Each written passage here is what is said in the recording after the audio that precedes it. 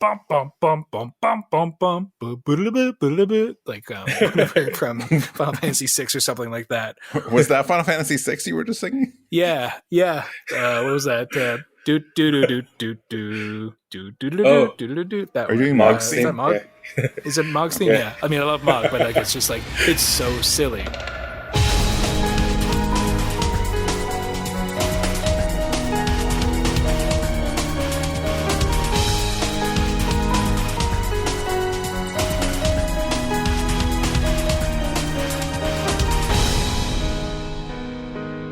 Hello and welcome to episode 109 of Rhythm Encounter, the RPG fan music podcast. I'm your host, Mike Salvato, and with me today are three people that are real characters. Obviously, I thought of that pun on the spot. I'm really sorry. We probably should cut that out. Anyway, Greg, hello. You're here. Hi, yes, I'm here. I am, because I am a real character, not an NPC. I am real player-made. And my theme song would be upbeat and optimistic, I think. I can see that. Also with us today, Gio is here. Hey, fun fact, my middle name is Greg, so you could say I am Greg. So, Oh, fun. Yeah. And if Okay. my theme song would be happy with a hint of menace. All right. I can definitely see that for you. I didn't know we were doing this, so Audra, I hope you have an idea of your own theme song today. Oh, yes. Mine would be quirky, I think. Okay. Upbeat and quirky. I like it. I like that for you, too. Okay. I hadn't thought about mine. What would mine be? Someone tell me. I'm very curious to see how everyone sees me in this sense. I feel like yours would be, like, cheerful and stately. Kind of like the theme of Prontera or something from, like, Ragnarok Online. Okay. I'll accept cheerful and stately. I could see that. Okay. And that was the last episode Greg was ever on. I didn't want to tell you until we were done here today, but here we are. Anyway, yes. So, as I'm sure you figured out by now, by the title of the episode and this introduction, we are talking about character themes today. We actually did this topic a long time ago. We did it in late 2014, so it's been quite a long time since the first character theme Oh, episode. wow, yeah. I can't believe we haven't done it again since then. But, you know, it turns out they keep making games. So every year since 2014, there have been more RPGs and therefore more characters and more character themes. So we... That can't be right. No. A whole octopath of them, in fact. Right? And beyond. I know some games have as many as 8 characters in them now. So, yeah, we thought it was a good time to revisit it. So here we are today. Yeah, I believe your actual message on, or like, I think there's a note on this episode card that's been in waiting of you being like, I had 10 more to go over, so clearly we need to have another episode. Yeah, I made a playlist years and years ago, and I still You've just have it. been waiting. Although neither song today is on that playlist. I had Wild Arms, and I had Final Fantasy X, but I couldn't do it because of you and some other ones. But that's okay. Spoilers, I robbed you. Yeah, so it's been a long time since the last character theme episode, but most of us were not on that first episode, so this is pretty much new for most of you. Well, everyone but me. So what drew you all to this episode? Like, did you have like characters in mind ahead of time, or did you just like the idea of character themes, or, you know, my usual question of why are you here? Well, I just really like characters, and I love theme songs, so I figured it was a natural fit. Yeah. For me, it's mostly the same. Like, I just know there are so many character themes, so I knew I could bring something to the episode. And yes, I know some of my favorite songs and games are character themes, so yeah, that's why I'm here. Yeah, it was very much the second one where it just sounded like a really fun topic, and I do like a lot of character themes from games and the life it brings to that character and what it says about a character. So it was just a fun idea to explore with everybody and see where everyone kind of like lands, and see if people can broaden my basic bitch gaming library and character knowledge. I'm not sure if that's exactly true. Well, I mean, I've played. I do know like a decent amount of like games and music and stuff, but I haven't played as many RPGs like all the way through as I would like, and not a lot of them with like specific character themes. So I was realizing as I was going through this, I was like, I mostly just know a lot of Final Fantasy and Chrono Trigger characters, and then some other games I love just don't have character themes. So I was like, oh gosh, this is a struggle. And so I was very excited to see some of the other series that I haven't had a chance to play that people have drawn from, and there's a few surprises in here that I'm like, oh, nice. So I'm excited to talk to with everybody about them. It is sort of an interesting one because, I was going through, my games and my albums and stuff, and there's actually a fair amount of RPGs where characters don't have their own themes. Like I'm sitting there, I'm like, I know I could think easily of a bunch of characters that I adore and love, but like not a lot of them don't actually have their own theme song. So it was kind of interesting trying to figure out where that intersected and which ones did have their own themes. Yeah, that's right. Yeah, actually, I mean, Greg's right. The first games that I think about when it comes to character themes are like Final Fantasy, because that's what Uematsu likes to do. He likes to give everyone their own like little theme, little motif. Yeah. Motif. But we also have so many of them in the list, so it's like we need to broaden our horizons. Yeah, I also thought of Final Fantasy first. Yeah, I mean, if I didn't want to if I wasn't always trying to go outside of my usual comfort zone, I would be like, well, let's just do an episode that's just character themes, just from Final Fantasy VI, because there's enough there that you can do a whole 2 episodes about that. Just that. Exactly. There is no Final Fantasy VI today, but I like our lineup. So let's say we get into it. Yeah. So once again, as much as I try to completely vary the track list, I end up pairing us off again, which has just been a thing the last few months in the show. Not every time, but it just happened again where Gio and Audra, I paired all of your songs together, and you and I, Greg, are all back to back in the middle here. All right. But I think it works. I like it. It was interesting, and not to spoil anything that's going to happen in this episode, but I was putting the track list together, and I'm like, Gio and Audra kind of pick songs that really go together, and with one exception, Greg, all 4 of ours actually kind of have a similar vibe too. So it just kind of worked to pair them off that way. We're vibing. We are. So all right, let's get started. Gio, actually, you have our first short little track today. So what are we starting with? I'm bringing Spamton from Deltarune Chapter 2. I think anyone who plays that game knows who Spamton is, and yeah, it's very distinct. It certainly is. Yeah, I'm excited to talk about this one. Yeah. Okay, and then Audra, what's your first song today? My first song is Sera from Dragon Age Inquisition, one of the Bard songs. All right, cool. Let us go listen to Spamton and Sera.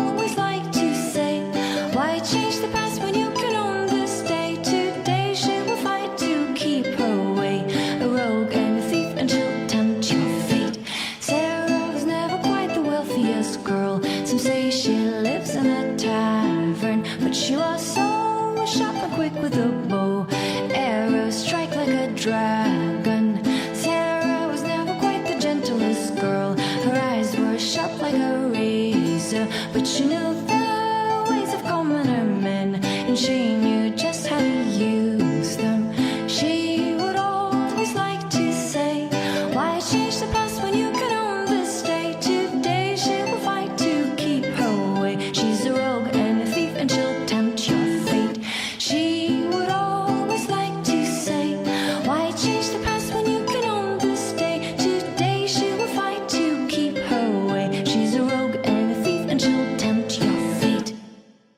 Yeah, so I mean, it's a short theme, and I actually would kind of recommend that you visit like the battle versions of his theme if you wanna, or if you wanna like really get into like all the crazy stuff that Toby Fox does with this song. But yeah, it's a weird song, isn't it? Like it's very sample heavy.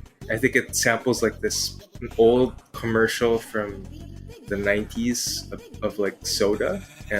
It's got like a Big Shot soda or something, and I don't know. It's just so addictive to listen to. I don't know. I ever since it came out, I've been listening to it, and it's been it's just been there's so much to it. There's so many little layers, and the way it kind of it's so essential to the character, I think, of Spamton, because like there's no voice dialogue in the game, but I'm pretty sure this is like what he's meant to sound like the little samples. Like, yeah, from my secondhand knowledge of seeing my daughter Gwen play through chapter 1, like bits and pieces of it, that seems fitting. Like as soon as I heard those little bits and those like random samples, I was like, oh, that's that. Okay, I see that. That makes sense. I really like the use of sampling and techno in this track. Yeah, I didn't realize it was a sample. I thought it was like an original sample, if anything. No, it's fun. It's funky. I obviously I wish it was longer just because I enjoy the funky freshness of it. But at the same time, I always major credit to Toby Fox for being able to like do this much with 40 seconds of music. That we can even sit here and talk about it for as long as we have so far. Has Mulaka done anything with this yet? Speaking of funky, this seems like he could really make a meal out of an arrangement. Be a lot of fun. I'm careful not to look up anything. Please don't tell anyone, but I haven't played Deltarune yet. Because when it came out, I was like, I would do that, but then I just want to play chapter 2. And now there's 2 chapters out of, I guess, 5. So maybe? I don't know. I haven't jumped into it yet, and I guess I should at this point, because who knows when they're going to be done with it. Well, exactly. It's kind of anybody's game, and you don't want to get lost in the pining for the next episode when it's like possibly on a Game of Thrones kind of release window. Books-wise, not the episodes.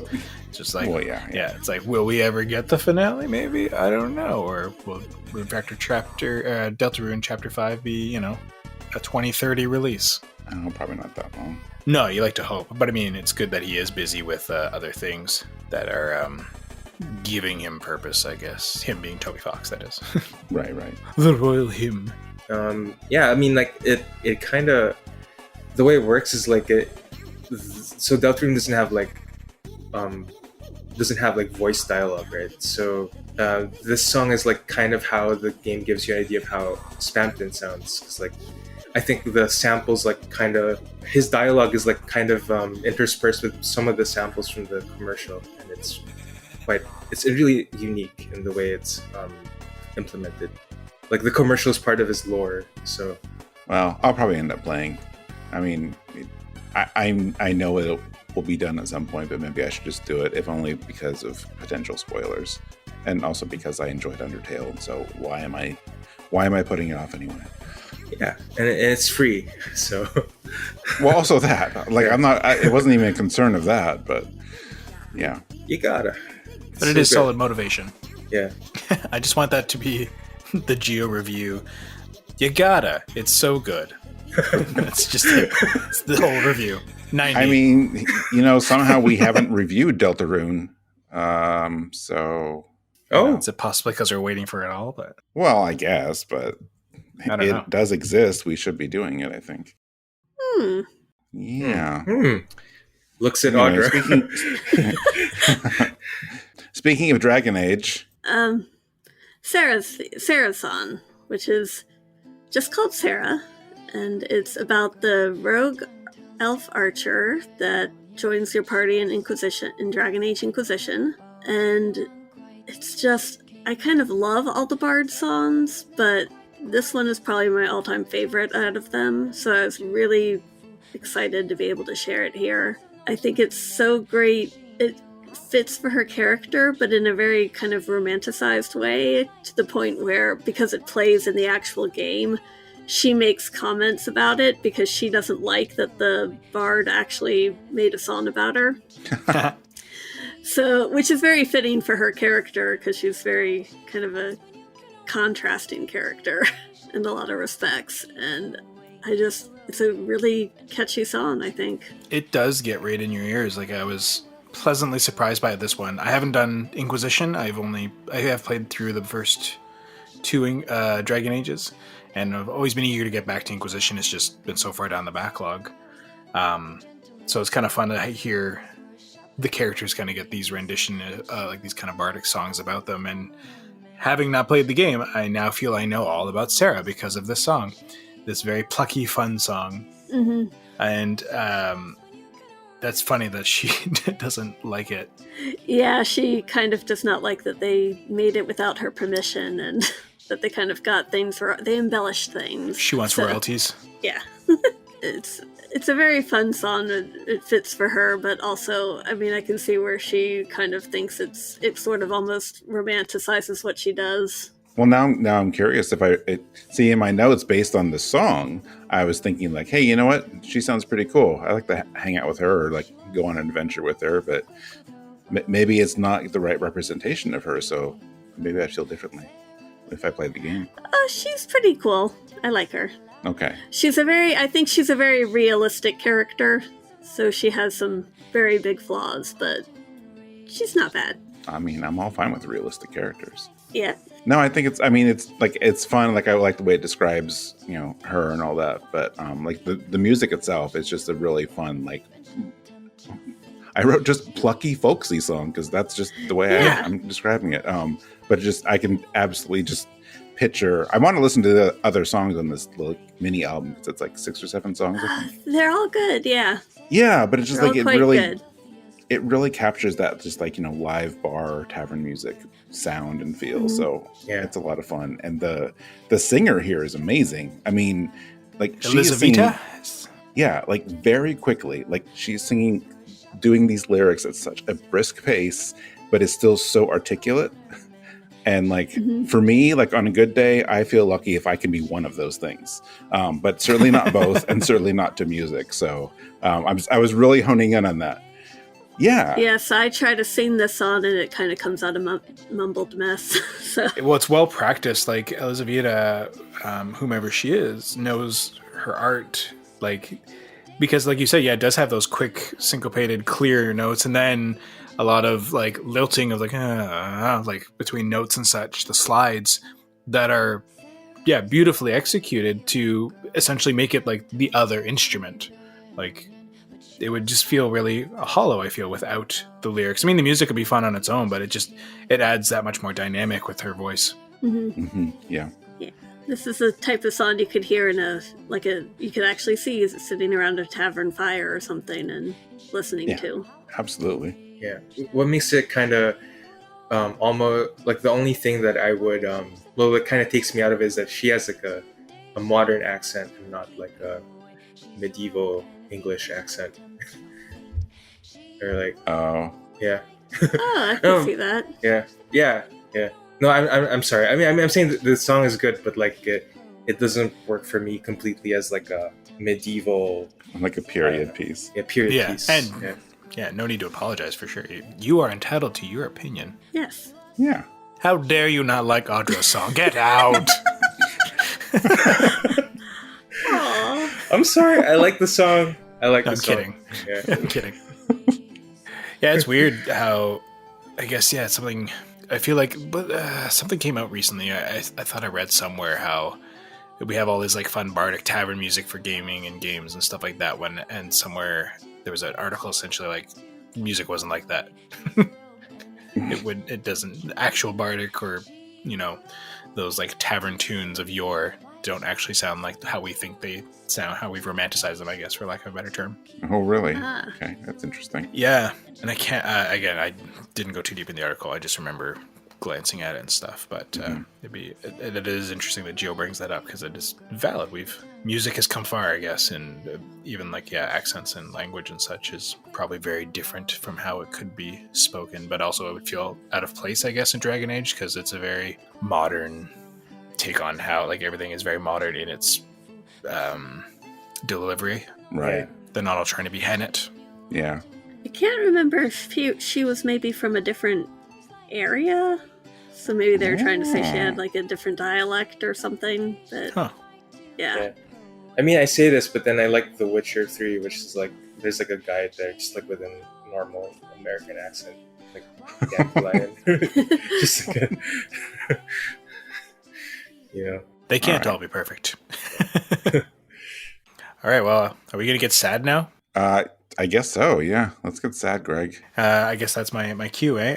Yeah, I went with a lovely track from Front Mission and or Front Mission First, depending on what you've played, called Within Living Memory. Did I say that right? We are saying Within Living Memory? Within Living Memory. Thank Or yeah, so I picked from Front Mission or Front Mission First, depending on which version you've played, because there's the remake out now. Lovely piece by Noriko Matsueda, Within Living Memory, or the well-translated Kalen or Karen, and it's her theme. but we're not going. This isn't the original version. No, sorry, that's right. Thank you for prompting that. Yeah, this is a version by what's his name? And I say that, but like that's actually his artist name. It's what's his name? It's his whole thing. Yeah, it's like no, I can't just remember the artist. Like that's actually what he goes by, which I'll get into more when we talk more about the song. Yeah, I mean, I've this is all new to me, so I'm very curious. I don't know anything about this artist, so I look forward to that. So I picked something else, sort of in a similar vein. It's also a theme song from a game, but it's a fan arrangement. So we are going with Elle's theme from Terranigma. Although in this case, it's an arrangement by a person by the name of Martin Denk, who several years ago rearranged the entire Terranigma soundtrack for some reason, which I respect. But yeah, so let's go listen to Within Living Memory from Front Mission and Elle's theme from Terranigma.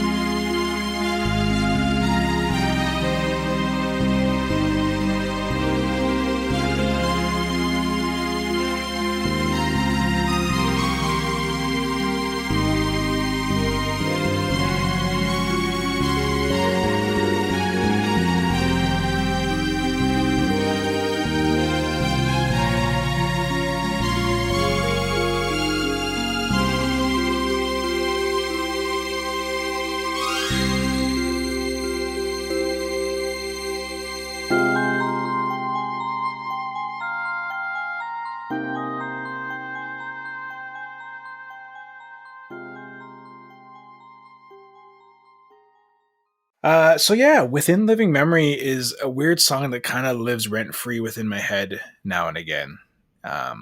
Like just those polarizing notes that come in later on through the recording. And it's a weird one because like it's been a long time since I've played through Front Mission. I played through it on the DS version. Like when I can finally play it officially, because yeah, I've definitely played it through less official translations back in the day. But when I came out to the DS, I snatched it up, got it through the extra content, and it was great. And it's been a long time since I really listened to the soundtrack, and every once in a while those notes just like pierce my brain, and I kind of would forget where they were from until finally I was like, oh right. And without, it's not really spoiling much because you kind of discover it really early in the game, but I find the song does beautifully capture Karen as a character and what happens to her very early on. But she's married or engaged, I think married to the main character, Clive, and tragic things happen inside like the opening moments of the game. So, and then other stuff gets revealed later on. So it's very suitably melodramatic, but it's just, even like the original SNES version is just very captivating with just how haunting those notes are and then the melodies. But I thought this version by what's his name, who is a very talented music producer out of Ukraine.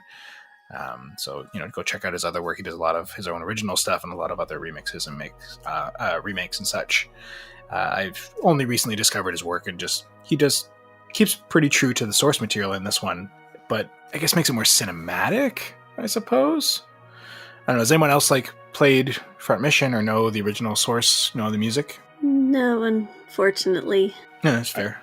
I haven't played it, but I did listen to the original alongside this one, if that counts at all. Yeah, that's fair. That's what I'm asking, yeah. Yeah. And yeah, like I just find this is like a nice cinematic take on it and takes it on a nice journey. Like it's just, there's really not a lot of arrangements of Front Mission music, oddly enough. Like Shimamura doesn't really return to it, and I haven't really heard as much of it from Matsueda's side either. But I like what he did with it. Like he just kind of made it this nice storytelling arc to it that kind of amplifies the heart and the tragedy of kind of what happens to Karen. Yeah, I mean, it's interesting. Like, you know, me, I'm coming in it the other way around. Like, this is my first time hearing the song, so I heard this one and then listened to the original. So that's been I don't know. It's neat. So I have some notes on this one, but then also I listened to the original after just to compare. And yeah, so if the title of this song didn't convince me it could be like a memorial type of song, the instrumentation sure did. Yeah. And also the video. I was going to mention his accompanying stuff. Yeah, I was going to mention this later. Like, I'm actually we are going to put the video, the link to this video in the show notes, because like I guess, does he do the video himself as well? So he puts this footage together to go with his song arrangement, because that's pretty cool. Yeah, it is. It seems. Again, I don't know. Like I realize I built this up to be more. I don't know a ton about him because he's only recently someone I discovered kind of doing all my searches for music and stuff lately. Okay. But so I don't know a ton about him. But as far as I can see from this video specifically, though, I want to say a lot of this is borrowed from either Front Mission 3 or I don't think it's 4. I think it's Front Mission 3. Like some of the pre-rendered stuff from that one, because it looks very PS1. Okay. With some of like the models and stuff, but it's not like gameplay footage. It's like some of the cutscenes and the scenario stuff, which I fondly remember from Front Mission 3. Right. But yeah, it does add like a certain, like a tribute kind of vibe to it. Right. Yeah. So like the video aside, though, like just the really like the prolonged notes and this just this wistful sound to it that just builds up over the song, and like listening to it makes me kind of feel emotional, which is like, I think says a lot, because I don't know the game, I don't know the character at all, but just the way this arrangement plays out. And I originally wrote down that I'm glad that this arrangement is 5 minutes long, because it lets the music like breathe and build up and all that. I mean, it turns out the original one is also that long, which is good for the same reasons, but it's just not quite as dynamic, but it's also not a huge I mean, like thing. Well, it's good. It's like I love Super Nintendo music, but just the kind of instrumentation that it's so hard to just say what's his name with a straight face. And say it seriously. I love it. But like the instrumentation and everything he used here, like it's a richer sound like that you couldn't get back then. So going back and listening to the original after was pretty cool. Like I still kind of get a similar vibe to it, but it's just so much more. There's just more emotion to it with this arrangement. And I did listen to like some of like the actual Front Mission first remake, not to be confused with what's his name's remake version of it too. And it's nice, but I felt it stayed like even the modern quote unquote instrumentation still stayed really true to the Super Nintendo sound. Whereas like even though you can still hear that it's synthetic, it is richer, like you were saying. Yeah. Well, I like that you said like cinematic. It has a cinematic kind of feel to it. It's a very powerful song. Yeah, I mean, I like Mike's point that just the longer length, the length lets it like build up better than the original.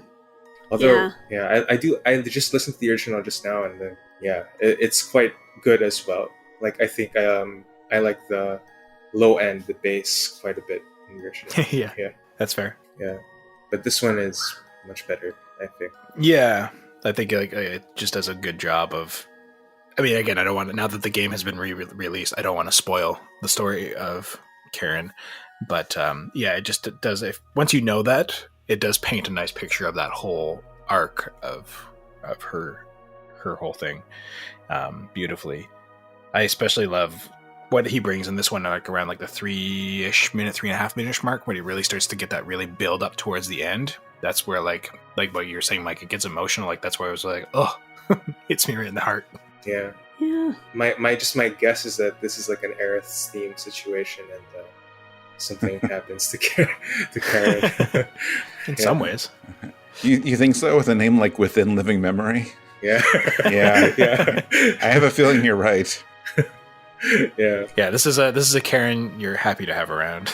And it's interesting too, on the Front Mission soundtrack, there's only 2 actual like character themes, and they're both for like the leading ladies, so to speak. Oh, really? Only 2? Yeah, there's Natalie and Karen. I mean, there might be other that are unofficially character themes, but they're not named for the character. It's interesting. Oh, I see. Which I don't know if that speaks to the fact that this game had 2 female composers on it or what, but which is we've talked about that in a past episode of Rhythm, of how interesting and astonishing that is for such a militaristically focused game to have Matsueda and Shimamura working on it together. Oh wow, he's actually. I'm looking at the channel right now because I didn't think to do this until we talked about it. But boy, he's rearranged a lot of Front Mission. Yeah, he's one of the few ones. That's why it came up to me because like I do love the original, but sometimes I was just like I just wanted to find something that had a little more. And like Chill SQ has that album from Square has got a really neat version, but it's just a bit more. It takes the heart out of it. It just made it more of like a chill kind of dance anthem kind of thing. And so it's fun for different reasons, but not for the reason why I felt this pays homage to a character episode better. Yeah. No, I'm glad you brought it on. So, I mean, like I said, I'm going to put the link to the video in the show notes so people can also check out his channel. And boy, this is just fascinating. It's like Front Mission arrangements, which you don't see a lot of. He's got that. There's an arrangement of the Pepsi Man game theme song. I've only known one other band I know that does that. 999, which is actually weirdly also not something you see a lot of arrangements of. So, oh, very cool. I'm checking this out later. Yeah, he's pretty talented too. So, all right. Well, but yours? Yeah. Speaking of fan arrangements, this one is very interesting to me because I don't remember how I stumbled across this like several years ago, but and I will admit, like I had this one. I have this album, and I was like, I really was trying to decide on this episode if I bring on the original or this one. I think the original one is still lovely of Elle's theme, but when I found this unofficial soundtrack for Terranigma, I have so much respect for him for just like, and he says this in his comments on YouTube, where he's just like, yeah, this is one of my favorite games, and between 2005 and 2007, he's just like, I just decided to rearrange the entire soundtrack myself. I'm like, really? Like, that just went off. that is so much work to do. I just think that's great. And so, in the end, I don't know if I could really decide like which version I like more versus the original, because the instrumentation is just a little bit different. So they're both good. But I wanted to bring this one on. I wanted to bring this one on because like you look at his channel and I don't know if he even does music anymore. He hasn't uploaded anything in a long time, but it just, the only way I can describe it is criminally overlooked. I don't know if this particular album is like more well known in the Terranigma or the Quintet community. I have no idea because I'm not in part of that community, but just looking at like view counts and numbers, like I don't know how many people really know about the album, and I would like them to. It's just it's a cool project, and this particular song, Elle's theme is it's so just soft and lovely, and Martin's choice of instrumentation here with the strings and what I could only describe, and I had Hillary's help on this because I'm like, well, what would you call this? And we decided the closest thing is a synthesized xylophone or something like it, making those like sort of like tinkling like sounds to it. But like that sound, it just adds this kind of like mystical quality to the piece. So I like when those come in, and it kind of hangs around for a while, but then it makes way for these sweeping like strings and some other things. I was gonna say, remind me who Elle was. Is Elle was the main character's sister or something, or I forget who Elle was. Don't ask me that. It's been a long time. Okay. I mean, she's one of the main characters. I was not prepared to ask. Oh, okay. She's someone's sister. I can't remember. Pretty sure. I don't know. Okay. I know there was like when he leaves the village, there was somebody who was like, I can't remember if she was a sister or like a pseudo romantic sort of interest, but also that weird like motherly figure character like that is a trope in anime. Maybe it's all three. Who knows? But if she goes on the adventure with him, then that might be different. Or again, I've never really played enough Terranigma because we didn't get a proper copy in North America, and I feel like if I recall, the illicit ones never worked properly for the longest time, so I never really played through it. So I can't remember who this character is. Despite me saying I don't remember the details because it's been so long, I do remember that it's an excellent game and worth playing. Yes, so, heard.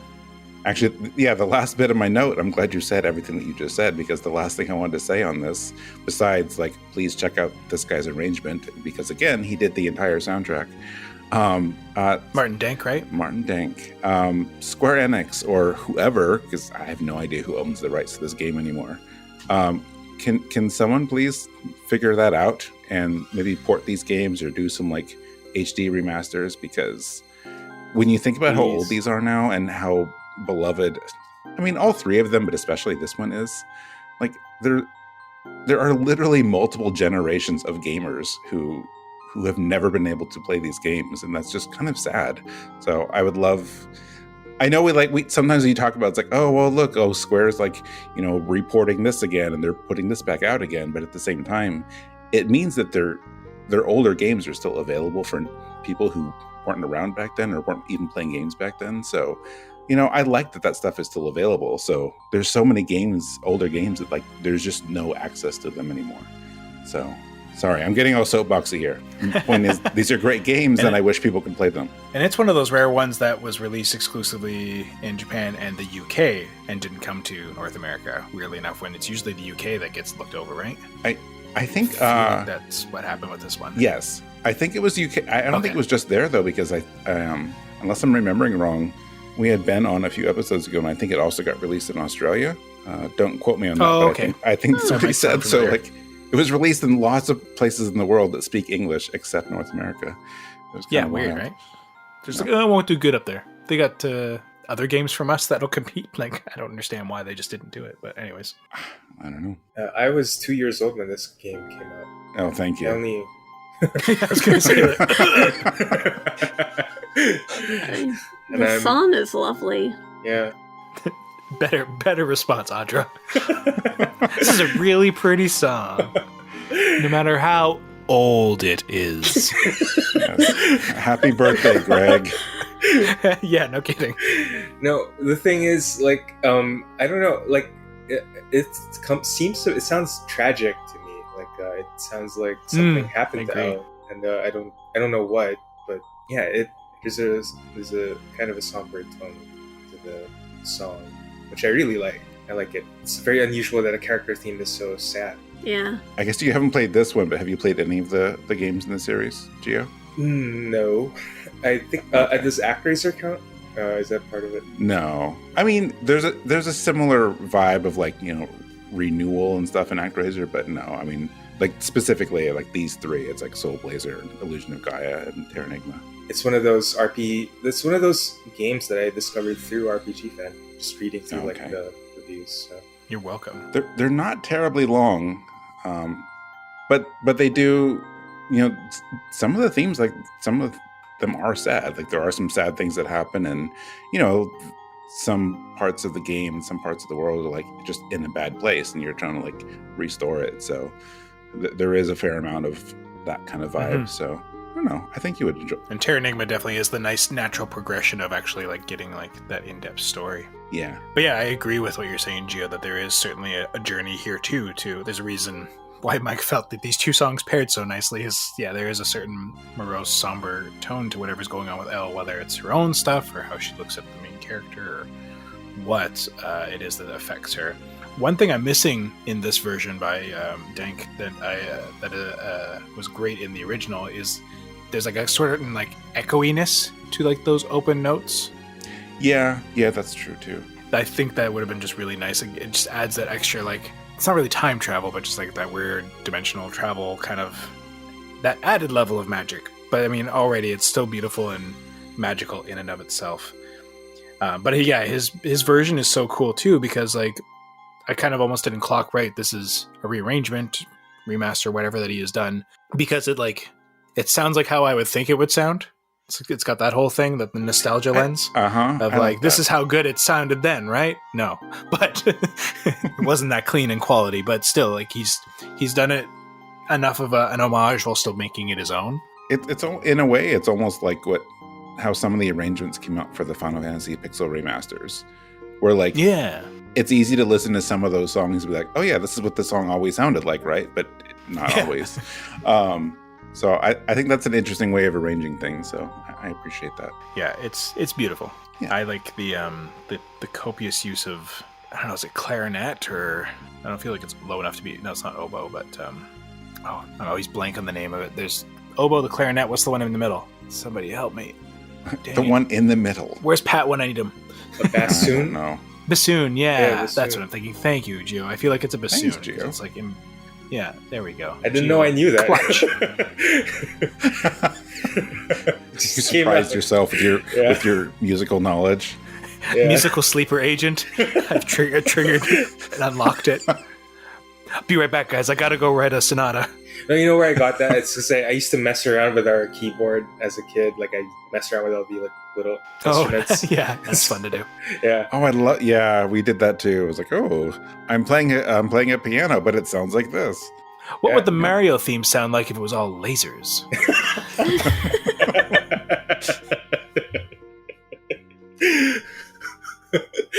I can't possibly find a segue between a laser Mario Brothers theme and Seymour. I mean, I feel like he shoots lasers at you. I don't know, at some point in that fight. But Yeah. yeah. But you and I are back to back, right? Yeah. We got back to back We are. music blocks. Yeah.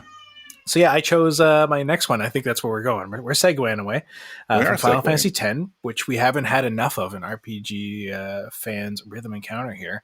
But I have the very awesome version by the Black Mages of Fight with Seymour. We also haven't had a lot of black mages, so this checks 2 boxes. Mm-hmm. Speaking of And games then I guess that means it's you. that have barely ever been on the show, I have The Girl Who Stole the Stars from Chrono Cross. But this is an arrangement from, well, I'll talk about the details later, but basically there was a Chrono Cross concert in Japan in 2019, later came to Blu-ray. It came with a special disc, if you got the right version, that had all these arrangements by Sam Griffin. So this is Sam Griffin's version of The Girl Who Stole the Stars from Chrono Cross. Boy, just no simple way to say that.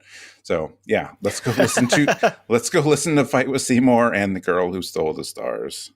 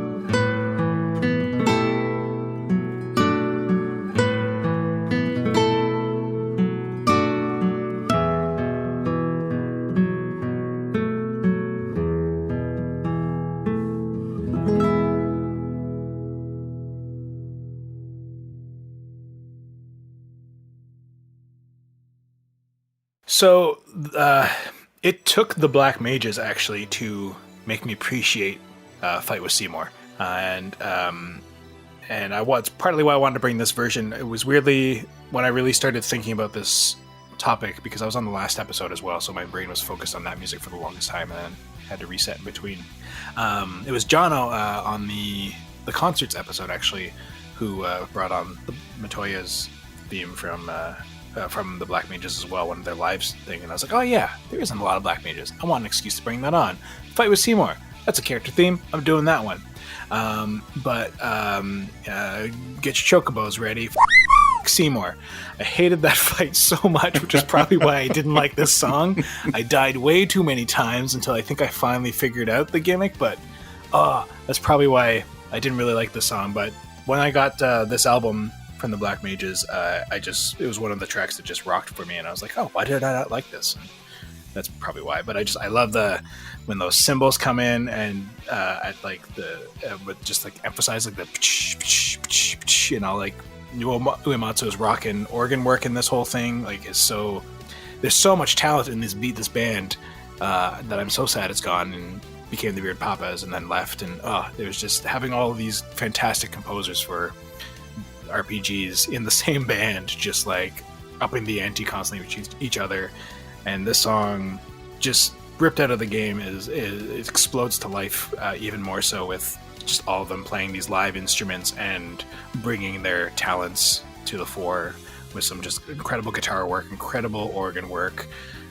The drums, the piano, like all of it just comes together to make this song even more epic than it kind of already is, even though it's like a midway fight. It's a really neat song, which I always loved about Final Fantasy, that they have such a journey in their like boss battles. Like they're not just like quick little loops. Like it takes you somewhere, especially when Uematsu's got to figure out how to top the battle with Kefka. So right. I don't recall. I just have a little bit. I have more notes, but I want to go last, technically, outside of this comment. But I don't remember how much I struggle with the fight. So, like, my dislike for Seymour was less about the fight and more of just as a character. He's pretty cringy too. It's true. You know what? He's one of those villains. Like, I'm not saying he's like a bad villain technically, but sometimes, like, when you see him walk on screen with his stupid hair and he's just like, yes, I am here, I am a good guy, you're like he doesn't even make an effort, and people are like, oh well, yeah, he seems like he's fine. I'm like, guys, look at him. He's got horns for hair, or hair for horns. Look at how he's acting. Look at how everything he says it with this like smug look on his face. It's just like, he's obviously the villain. Like, don't even try to play off that he's not. And also, please do something about your hair. So anyway, yeah, it just, I'm not saying he's like my least favorite villain or anything, but just like, I'm like, that's always been he's my very take. Obvious. It's just like, yes, and you call these themed despite the fact they're obviously grilled. Please tell me you've seen the Final Fantasy X themed hams. No, I really wish I had. Cool. We are all getting a link later. Excellent. I mean, and again, like, this fight was terrible. I mean, it was probably topped by the Unalesca fight later for me, but still. Anyways, what does everybody else think of it? Yeah, I mean, it's almost like he doesn't deserve a theme this good. Because it's a very good song. Yeah, it is. And I thought, like, because like he has two themes technically. He has a theme for like cutscenes, and then like he has a theme for the battle. And this doesn't sound anything like his actual theme. And like, yeah, it adds to the weird dissonance. Like when like he's on screen and the song is playing, like it's that very evil sounding song is playing, and like, but everyone's like, oh, what a good guy. Like you know, like, the mask was off for this song, that's for sure. Yeah, that's true. I wasn't even thinking about his regular character theme too. Yeah, it's just weird. Yeah, like when I think of Seymour, I just think of how like everyone's perception of him is different from the player, and like I don't know, even the music, even his battle theme is like weirdly doesn't fit him or something. I don't know, something off. I think it fits his pomp, so to speak. Like it's like his delusion of grandeur, maybe, or whatever. I mean, he does have actual power and grandioseness to him, but it's a good send off for him in its way, I guess. Yeah. And the Black Mage's version is just awesome. Yeah, pretty much. I think that's what I always love about listening to anything of the Black Mages is just, it's still a very true arrangement, but they just allow themselves to play. Yeah. And that it still plays within the realm of what the song is and adds to it, as opposed to like, oh, they just went on a 10-minute drum solo because they could and ruined it. Yeah. No, yeah, I respect that. I mean, I'm also sad that we only got 3 albums from them, but at the same time, we got 3 albums, so I'm glad we did that. Yeah, and they're very good. Oh, the solo at the end, crazy. It's so good. This one. Yep. Mm-hmm. And there's a certain, I was just thinking too, the random like runs of it adds a little cheekiness to it. The runs of the organ, like it's like a weird kind of like circus kind of vibe I always got from it as well.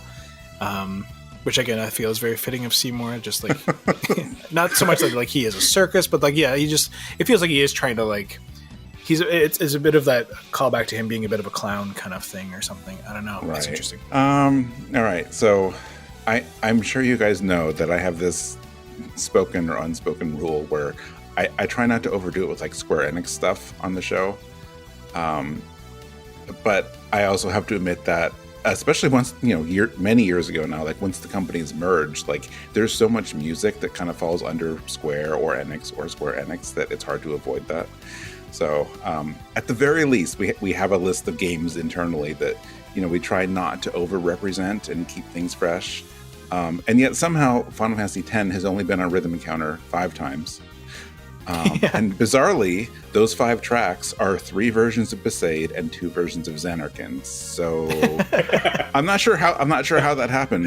That Final Fantasy X of all games has only been on the show 5 times, or if you only count, unique songs, twice. So And not one of those tracks is its Chocobo theme? no, no. Well, 10's Chocobo theme is fine. I mean, yes, no, 13.2? 10.2. Yeah, I think we talked about this. 10.2. Don't you dare! Don't you trash talk 13.2's Chocobo themes. My bad. But yeah, I mean, still, like, Final Fantasy X is like weirdly underrepresented. So I appreciate you, Craig, for helping us fix that and bring on something that wasn't Besaid or Xanarkand. And then even less represented than Final Fantasy X is specifically the Black Mages. Now, admittedly, there's only 3 albums, but we've also only had 2 of their songs on the show ever. They still got a lot of songs, yeah. Yeah. Although it sucks because if Matoya's Cave hadn't been on the other one, I probably would have brought that one in because it's also a good character theme and a great song from them, but it's already been out there. Yeah. But also, I could have really done with their version of To Xanarkand, because really Xanarkand is like the other character of Final... No. So 3 versions of Xanarkand and... Yeah. Xanarkand is like the other character, kind of like how the ship Serenity is the 10th character on Firefly. Yeah, exactly. And thus we get 3 versions of Besaid and 3 versions of Xanarkand. But no, I mean, like, I think Fight with Seymour is one of the stronger selections on their first album, because just the high energy nature of the original song really lent itself well to a rock arrangement anyway. And the fact that the original game already has like some rock music in it actually makes it fit even that much more. And like Gio said, that guitar solo is pretty rad too. Yeah. I think that's the solo you're talking about. Yeah, that's the one. Yeah, so good. That whole band. Come back, please. I mean, I know they're all aged, but still, come back, please. Well, I like to think that Masayoshi Soken and his Primals band is like kind of carrying the torch now. Oh yeah, that's true. That they do. That's a thing. I know. Yeah. I mean, they only do 14 music for now, but it'd be cool if they like took their style and like rearrange other Final Fantasy songs. Maybe they'll do that one day. Or other games, yeah. Yeah. So Chrono Trigger, Black Mages win. Oh, yeah, right. The Black Omens. There we go. The Black Omens. Thank you. All right, well, there's my segue then. Okay, so I'm sure you guys know that I have this unspoken rule to try not to overdo it with Square Enix music on the show whenever possible. But I have to admit right, that, as you said, especially after the merger of the two companies, there's so much music that fall under Square or Enix that it's really hard to avoid. So at the very least, we have our list of games that we try not to overrepresent and keep things as fresh as we can be. So as you know, somehow Chrono Cross has only been on Rhythm Encounter 16 times. Okay, well, yeah. I was wondering. I was like, did I just like get trapped in a loop? What happened? But I see what was going on. I told you I had a reason I paired these two songs together, because one was underrepresented and one has been on the show 16 times and is technically on our list of, hey, let's not do too much more of this for a while. But you're the host, dang it. Well, it's not just that I'm the host, but we've only had one song on from this album, from this like live concert, and if you have not seen that concert, it's amazing. It's some of my favorite things I've ever seen done with Chrono Cross's music. What's the concert called? Oh, jeez. The album is called the Chrono Cross 20th Anniversary Live Tour 2019 Radical Dreamers Yasunori, Mitsuda, and Millennial Fair Final at Nakano Sun Plaza 2020 is the name of the album. I wasn't even trying to set you up, but oh my god. Oh, how? That's the name of the album. There was another episode, actually it might have been the concert one, that you were talking about how hard this one was to come by. Well, yeah, because when it first came out on Blu-ray or however they released it first, it was only available in Japan. Like it was available like through some online store or system. Like you couldn't get it. You literally could not get it outside of Japan because I think it was digital only. So you had to order it through like a Japanese website and some other stuff. So later on, a little bit later in 2019, they decided, okay, well now we're going to release it on disc in a physical form.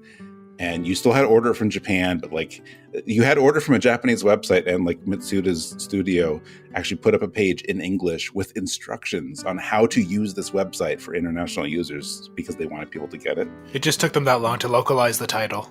Yeah. Well, I mean, the Blu-ray is great because it has like a bunch of, it has obviously the actual concert footage, and there's some other behind the scenes stuff.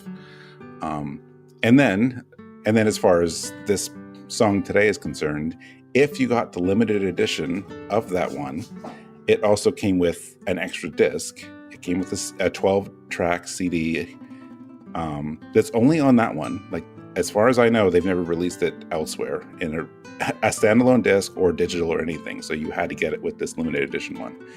And it's 12 tracks performed and arranged by Sam Griffin. If you don't know Sam Griffin, he's part of the Super Guitar Brothers. And if you don't know the Super Guitar Brothers, well, you should look them up because they are I was going to say, they're so good. They're good. They do just acoustic guitar arrangements and performances. They're at MagFest and lots of other shows, and they have a bunch of albums. Yeah, they put on a great live show.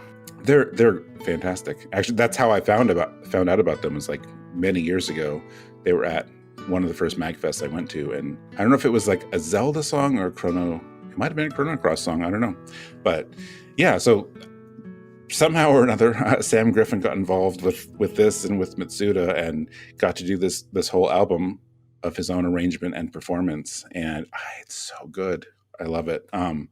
So despite everything I just said, where it's hard to get and hard to come by, like it is on YouTube. I mean, I don't know if they're going to ever like try to pull it down or whatever, but at least you can find it and listen to it now, even if it's hard to get the actual physical copy. But this has become like one of my favorite arrangements of what's basically, at least for me, kids' theme from Chrono Cross. It's so beautiful and somber. It's it's beautiful and somber and delicate, and it has this like fragility to it.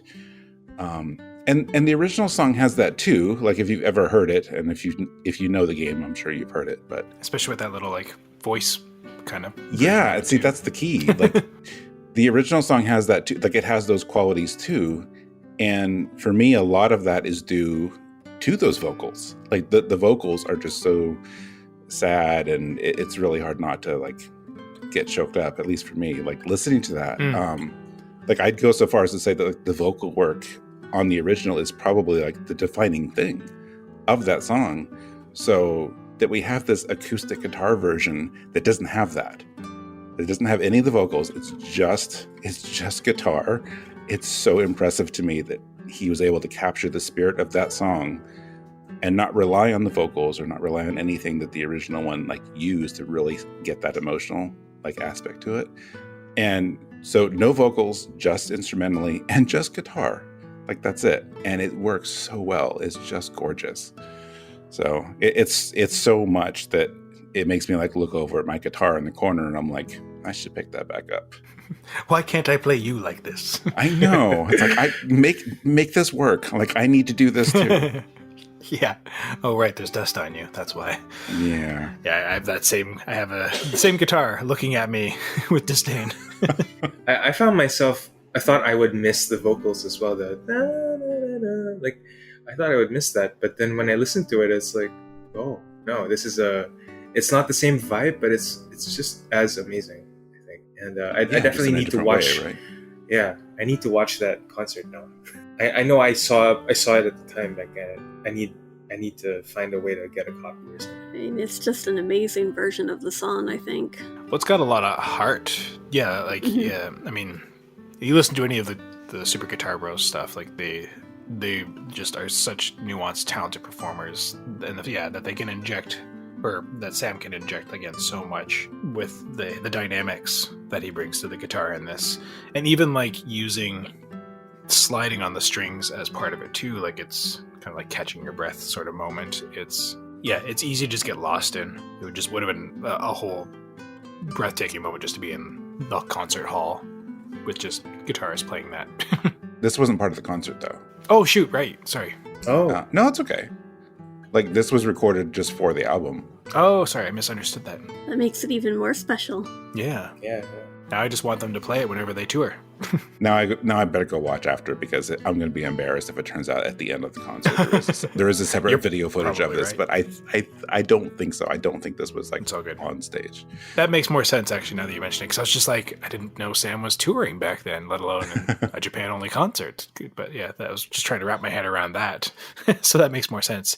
That being said, doesn't take away from the fact that this is, an incredible performance, studio-wise or not. Like, yeah, he just squeaks a lot of life out of that guitar. Yeah.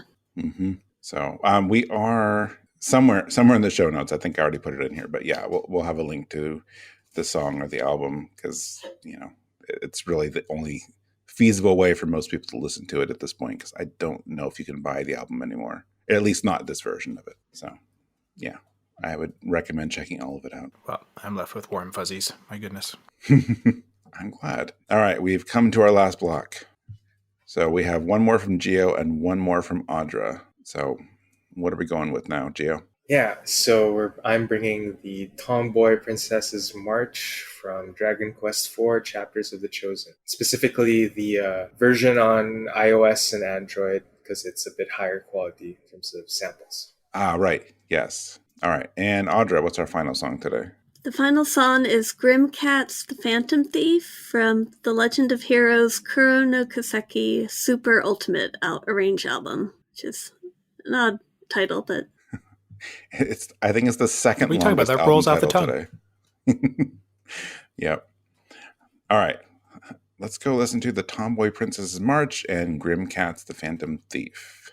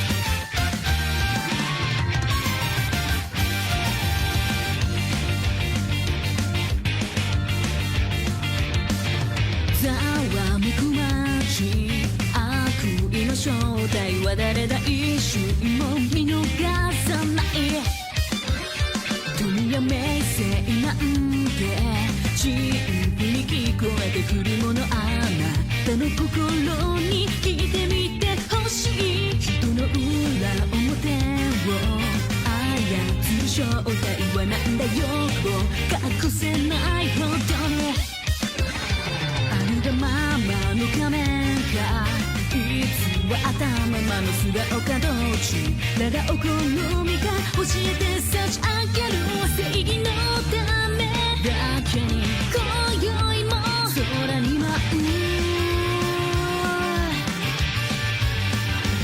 悪に裁きを下す逃しはしない華麗に決めるは誰も演じきれない心の奥を結んであなたに返すわ誰も演じられない瞳の奥に潜って偽りを消すだけ誰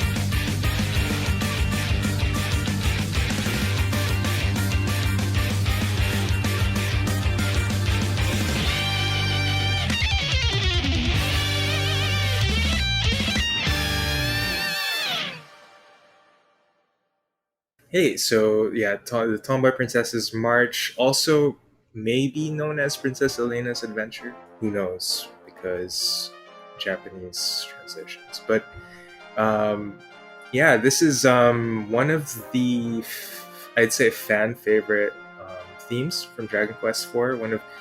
I'd say one of the earliest RPGs in general to have like character themes, from my understanding. I don't know if those early NES Final Fantasies had much in the way of character themes, but the first 3 Final Fantasies didn't have characters. Well, 2 did. 3 had the Aria theme. Oh, that's true. That's about it. Did the Emperor have a theme in 2? But that might have been it. yeah.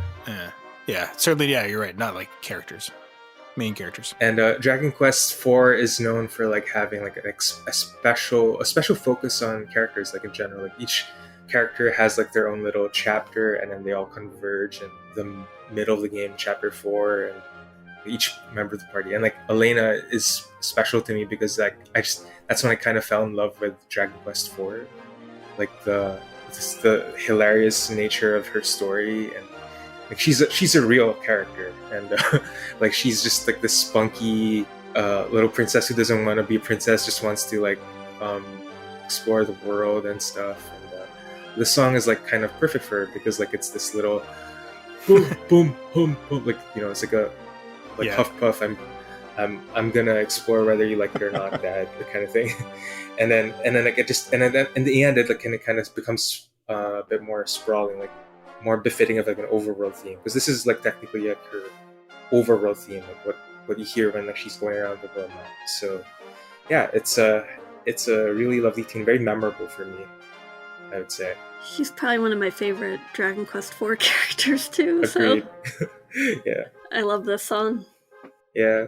She's like the princess from Once Upon a Mattress, for anyone out there who knows. I've got to throw out the musical theater stuff since Jono's not here. But yeah, very much that princess who doesn't want to be a princess kind of thing is fun. I love this tune because it sounds like so many of like the goofy, silly tunes that you get in JRPGs that really like aren't always great on their own, so to speak. But it grows it in such a way that it is like really charming. and does have a bit more going on that makes it easier to listen to than like bum bum bum bum bum bum bum like whatever from Final Fantasy 6 or something like that. Or like, was that Final Fantasy 6 you were just singing? Yeah. What was that? Do do do do do do do do do do do. That are you doing Mog's theme? Is that Mog? Is it Mog's theme? Yeah. I mean, I love Mog, but like it's just like it's so silly. Whereas this seems like it hedges a bit better between the two, where it's like serious but also silly. So like, I believe this character when you say you describe her, I'm like, oh yeah, this totally suits. Like it still has like a bit of that like the march aspect gives it that like pomp ceremonial kind of she's royalty, but the playfulness and like the horns and stuff really speaks to that I'm bigger than my britches kind of vibe. Yeah. She does like to punch walls. Yeah, she does. One of my favorite moments is how she escapes to like her little room is like she punches a hole in the wall and jumps down. God, that's fantastic. Is her father the Kool-Aid man? Okay, just for a second before I talk about this, can we talk about Greg? Mog's theme is silly. What theme should Mog have had if not a silly theme? I mean, that's fair. I really need my Moogle to have a very somber theme song. Well, neither do I. And again, I don't dislike Mog's theme. It's always just the funniest one that comes to my brain. Yeah, it's just weird, funny, like off the walls song for a character. It's great, but I'm so just weird. messing with you. And also, it really doesn't matter to me because in my playthrough of the game, I made Mog this like killing machine. So Mog is pretty dope if you do it. My Mog was the one that he had 2 holy spears equipped in the Genji club, so he would attack 8 times. And I grinded him to nearly level 99. It's about 30 levels higher than every other character. So I really like Mog. Right? He's fun to play. Yeah. But that was the only one that came to mind because there's also like there's so many other like silly theme songs and like there's always like the silly song like oh ha ha ha you found a dirty mag and it plays whatever goofy like awkward the main lady character's calling me out kind of theme song. I just couldn't think of them. So Mog's theme is the one that came to mind. No, I get it. Good King Moggle Mog, good King Mog. There, let's go with that one. Believe me, I had to stop myself a lot because there's a million songs from 14 that you could argue are character themes, and I didn't bring one of them, but I wanted to. We're all very proud. Thank you. You succeeded through the 14-step program. Yes. Okay, so as for the song, I want to try to redeem myself because the last time Gio brought on Dragon Quest, I got in trouble for some of what I was saying. I'm expecting Gio sitting there just quietly judging me. It's like, oh no, I brought Dragon Quest. Let's see what Mike's gonna say. You know what's different between the last time you brought Dragon Quest on and now is that I started playing Dragon Quest Builders 2 again, and I remembered how charming that game and the characters and just the vibe of that world is. And at some point, along with trying to play the old Final Fantasy pixel remasters that I haven't played, I've decided that I need to go actually play some of the old Dragon Quest games that I missed, which is all of them, by the way, except the first one.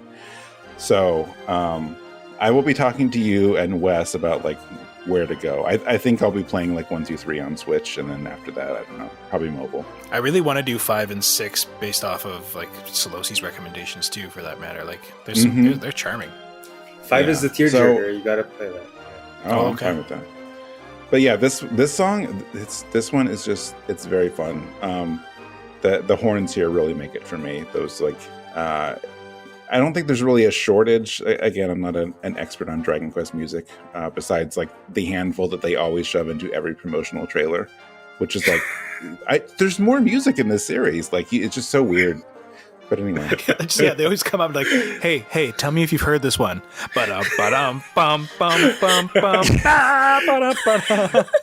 you know what? It's a iconic and fantastic theme, but it doesn't always work with the footage. So I'm enjoying you bringing stuff on here and like expanding my Dragon Quest horizon. So this one was fun. So like this like triumphant march song that I'm sure Dragon Quest has more than I realized, but I know there's several of them. We may or may not have a episode coming up on Dragon Quest. I don't know if I'm allowed to say that. But maybe, yeah. maybe. Yeah. I listened to some other versions of this, like to compare, and I see why you went with this one, because just it's a little more, I don't know, I think this sound is a little crisper. This arrangement, especially like the horns and all that, like really, really stand out in this version. And then there's a part like about, it's sort of a short song. I assume it loops, but about like a minute 10 in, like the song really picks up and just has a like really cool, like, you know, uplifting adventure sound to it. So yeah, I enjoy it a lot. Yeah, it makes sense. It'd become an overworld one. You can listen to it. Mm-hmm. Yeah, very much listenable. Actually, if you go like the video that I used doesn't loop, because at the end, like it's a slightly more grandiose, expanded version of that overworldy sounding part of the song. Like it kind of expands. Oh, okay. Yeah. All right, one more song. Awesome choice. Yeah. What do we got, Audra? What do you think? Well, I picked this song even though who knows when Legend of Heroes Kuro no Kaseki will ever grace Western shores. Right? Sadly. But I've spoiled myself on a lot of the game, and I kind of just love this character theme song. The original is called I'm Grimcats, but this is the vocal version and I feel like it kind of needed vocals. It was like a song, it's good on its own, but there's something about the way the vocals actually work with it and the instrumentation that I feel like she's a justice-loving phantom thief, so it's kind of like the perfect song for a heist, for either planning a heist or engaging in one, and it's a fun song. So I really wanted to include it. And I didn't realize up until now that I had 2 rogue characters, technically. Oh, yeah. I hadn't thought about that either. Yeah. Yeah, you know, I listened to both versions. I've been doing that a lot today, apparently, just because so many of us brought on like arrangements. And I'm with you. Like, I think the original one is a lot of fun, but I almost would prefer this one now. Yeah. Given like I looked up a little bit about the character and very happily, by the way, that I looked up the character and the screenshots of her like Phantom Thief outfit at home and not in a public place. She's got a cool looking outfit, but you know, just be careful where you look it up is all. Yeah. So someone on YouTube, I don't know if you saw this, said I think it was on this song, or maybe it was the original, but someone said that it sounded like something out of Power Rangers, which is like, now I can't get that out of my head. It kind of does, actually. Yeah. And I got that sense, and I was like, you know, I think that they have a point here. And that was before I looked up the character and this like masked hero thing she has going on. So I'm sure that was not a coincidence at all, and that was the sound they were going for. So probably in the original too, but like this arrangement just really just kicks everything up a notch. The vocals and the guitar, the trumpet, and the sax. I don't think there's enough sax in like game arrangements, so I'm really happy that there's a cool saxophone here. Yeah, this one gets like a weird kind of like ska funk going on to it. Yeah, I really like the instrumentation in it, just the feel. Yeah, the rest of the Kuro no Kiseki soundtrack sound like this, or is this more like just for Grimcats? Or...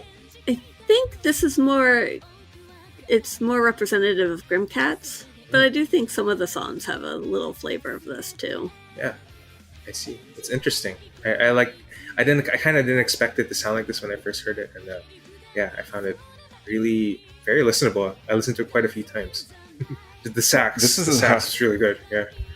Yeah, I mean, hilariously, despite what happened we talked about earlier with Final Fantasy X, this is the 4th time this game has been on Rhythm Encounter since the beginning of the year. We actually had 2 songs on it from on episode 100 and one on episode 99, and every song I've listened to so far from this game, I just adore.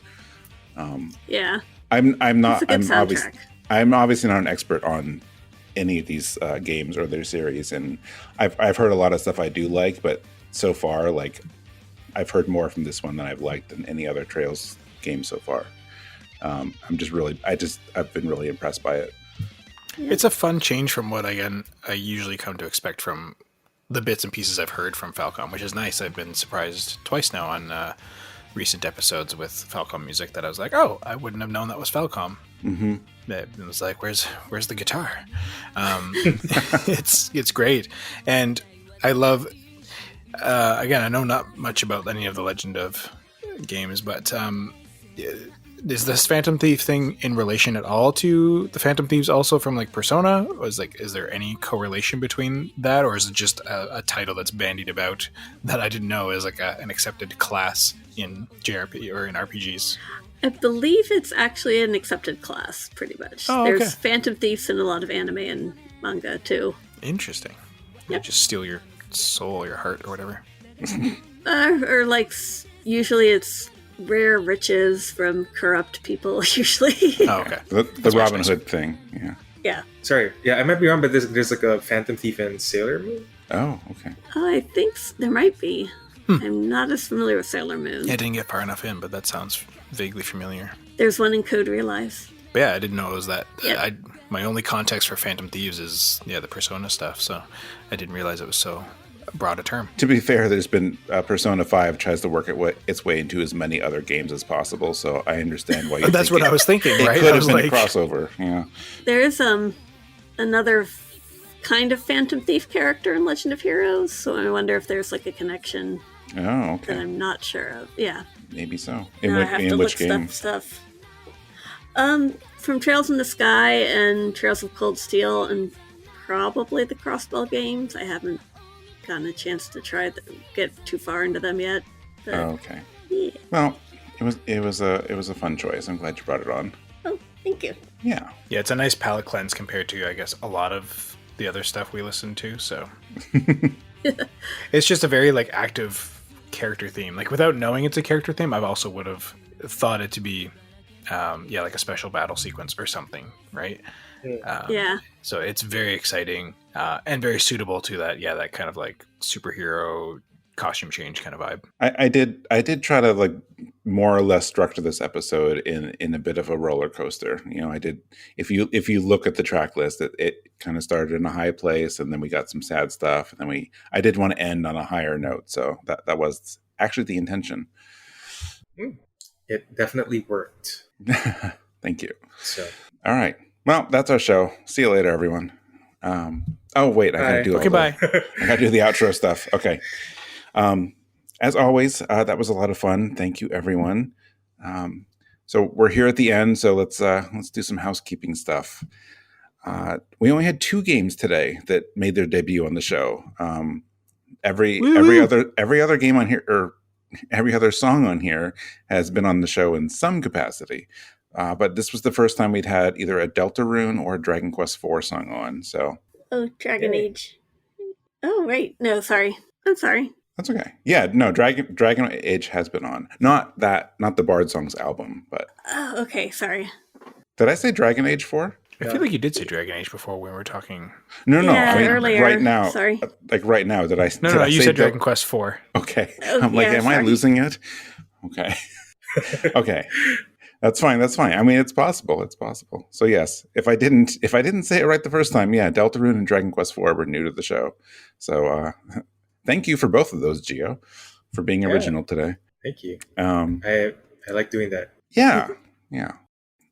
So coming up next, and I'll say this now because our upcoming show order might change a little bit. I don't know exactly what order they'll be in, and there might be some schedule changes. But at the moment, as of this recording, the plan is for the next couple episodes to be musical games. So games that are either some kind of overlap with an actual musical or have a musical component to them. And then after that, we're doing either a jazz episode or Dragon Quest. In theory, we're doing both, but the order might change, so we'll see. So that's what's coming up. If you have any thoughts on what's coming up or this episode or any other thoughts on Rhythm Encounter, you can reach the show at music@rpgfan.com. You can reach me for anything else, I guess, at mike@rpgfan.com. Gio, what's the best way for people to reach you? Yeah, you can find me on the Discord server for RPG Fan. I'm Gio there. And you can also email me at gio@rpgfan.com. All right. How about you, Audra? Email's probably the best way to contact me. audrab@rpgfan.com. Okay. And Greg? Hi, you can find me, I'm pretty much anywhere as at Greg Delmage. Well, that's pretty easy. It is. All right. Just Google me. Oddly, I come up. Yeah. Even on IMDb and everything. So if you enjoyed Rhythm Encounter, we encourage you to listen to all 108 prior episodes of Rhythm Encounter and no other podcast ever. Or you can check out RPG Fan's other shows. We have Random Encounter that posts every other Monday, opposite Rhythm Encounter, that talks about current things on RPG Fan, whether that's news or reviews. Audra has been on a not small number of times lately, talking about many of the things she's been reviewing. In fact, I think by the time this goes up, you and I will have already been on there to talk about Coffee Talk. So yeah. I'm looking forward to that episode, which is going to be really weird. By the time this goes up, Audra will have reviewed and played 5 games. Yes. I don't even know. I don't even know which ones she will have reviewed because we're recording this now and she will be starting and finishing and reviewing them by the time this publishes. 2 were done during this episode. Not even an exaggeration. Check out Random Encounter and also check out Retro Encounter, which posts every week on RPG Fan. Every month there is a game journal where people play through an older RPG of some kind. And then there's other fun topics that come up in between those. So be sure to check out Rhythm Encounter. We are Rhythm Encounter. Be sure to check out Random Encounter and Retro Encounter. And again, we have 108 other episodes of Rhythm Encounter as well. If you enjoy our show or any of our shows, we would love it if you could review us on Apple Podcasts, Google Podcasts. Make sure to check out RPG Fan on social media. We're on Facebook, Twitter, Twitch, YouTube, basically anywhere we can be. You usually find us at RPGFan.com because someone usually took RPG Fan before we got to it, but I'm not bitter. That's okay.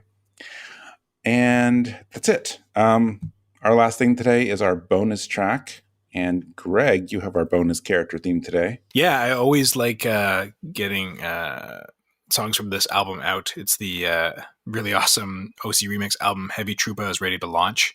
It's a Super Mario RPG Legend of the Seven Stars album. And I went with a version of Valentina. Yeah, Valentina's theme that kind of plays when you first arrive up in the Nimbus Land cloud place where spoilers Mallow's from. And I've always loved that song in its like original format, just with it's kind of like a little baroque-ish kind of nature, and she's cackling in the background as she has manipulated all these people into thinking she's queen.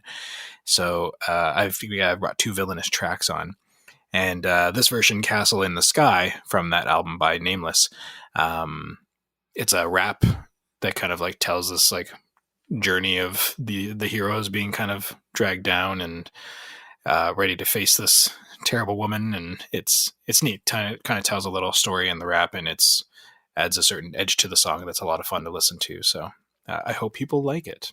You know what? I'm a fan of OC Remix, and I think I completely missed this album. So I have not heard this. I don't think I've heard anything on here. So this is a lot of fun. It's an interesting one. Yeah, I'm looking forward to listening to it. Because they have 2 different Super Mario RPG ones at this point, and I think this one came first, but this one's got 3 huge discs and like the Geno B-sides or something like that or whatever. And it's got some like really eclectic stuff on it. There's a lot of like hip hop mashups and rap stuff and some really, really neat songs on there. Oh, very cool. Okay, you said this one's called Castle in the Sky? The song itself, this version of the theme is called Castle in the Sky. All right. Well, we are going to close out with Castle in the Sky then. This is going to be a fun closing, I'm sure. So, all right. Cool. Let's go listen to that. Thank you, everyone, for listening. Thank all of you for being here, and we will see you next time. Shoulders broad, legs are strong, but our faces have been long. For so long, they wear the pains of many wrongs. The world's been cruel, we don't belong.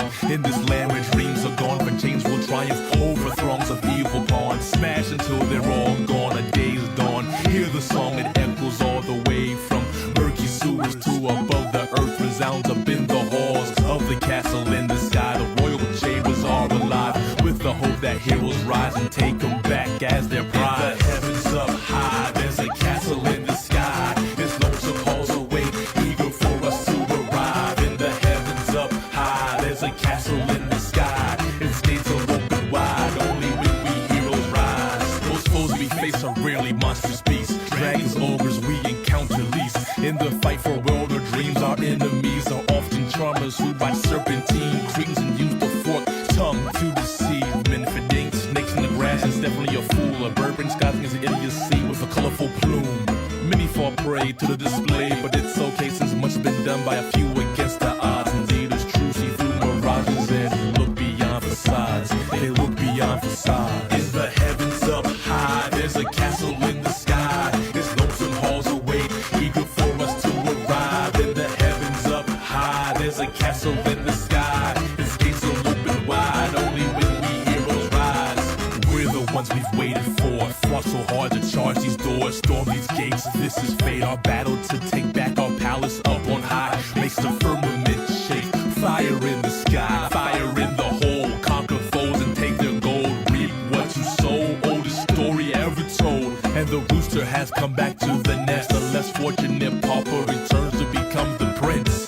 What was heaven sent is lifted back up. It's the great homecoming, true deliverance. In the heavens up high, there's a castle in the sky. There's lonesome halls await, eager for us to arrive. In the heavens up high, there's a castle in the sky. Its gates are open wide, only when we heroes rise.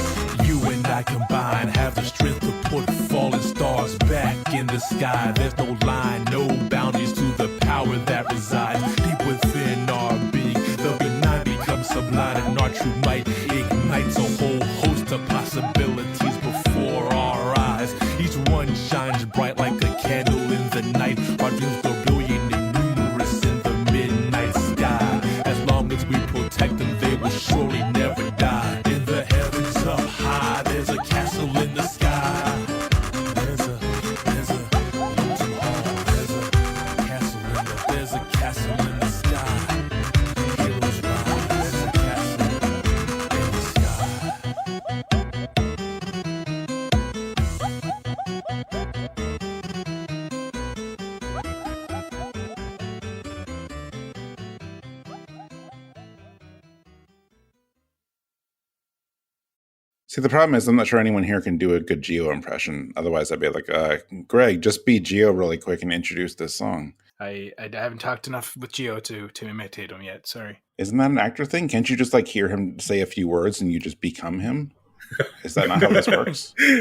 Not that kind of actor? I don't know. I've heard you do Walken. I guess you probably heard Christopher Unfortunately, Walken you a little have. more than Geo. Yeah, there we you go. say, you say unfortunate, and like that's still my favorite outtake we've ever had on the show. I go back and listen to it all the time. Hi, I'm Gio Costello doing Christopher Walken for the entire episode. Enjoy it, everybody. That's good. And then intermittently, I'll just switch it over to Kermit the Frog, and everybody will just be on this episode then. Yay! Oh my God. I don't know. That's going to break people.